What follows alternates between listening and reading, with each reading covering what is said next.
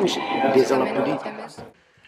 Atès que el molt honorable senyor Gerard Sala Maienc en aquesta Gerard Sala, de Junts per Catalunya, ha estat escollit president de la Generalitat, amb el suport del seu partit, Esquerra Republicana i la CUP. I del govern, resta investit president de la Generalitat de Catalunya.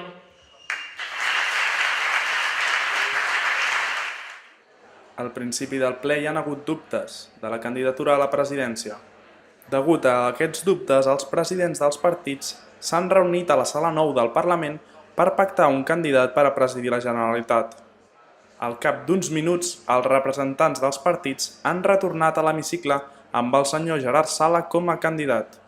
El nostre govern es compromet a restablir les estructures d'estat que el govern espanyol va suprimir amb l'aplicació inconstitucional d'un article 155 que, afegidament, va deixar el poble de Catalunya sota el control d'un govern il·legítim. Seguidament, els representants dels altres grups parlamentaris han exposat les seves opinions envers el candidat.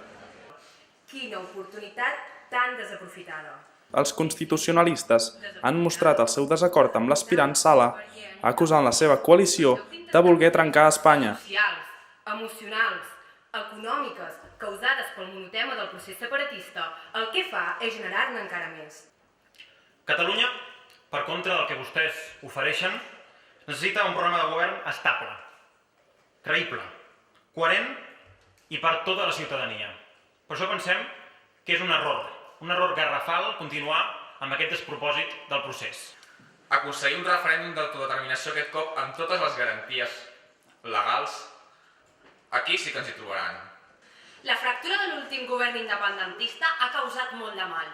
Els dies 6 i 7 de setembre vam veure com els separatistes violaven la Constitució, com interpretaven el reglament de manera totalment subjectiva, com no feien cas de les instruccions que donaven els lletrats del Parlament. Per altra banda, les forces sobiranistes han basat les seves intervencions en la necessitat de lluitar per la República Catalana. Constituent i crearem les nostres estructures d'estat.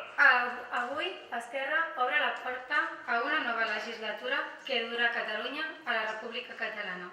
El nostre candidat, que es presenta de manera transitòria, no només mostra un programa independentista, sinó que va més enllà, cap a un benefici comú. Una vegada finalitzats els discursos, s'ha procedit a la votació, on Sala ha resultat el guanyador. Finalment, el nou president de la Generalitat de Catalunya s'ha mostrat entusiasmat i ha remarcat que faran realitat el somni de la República.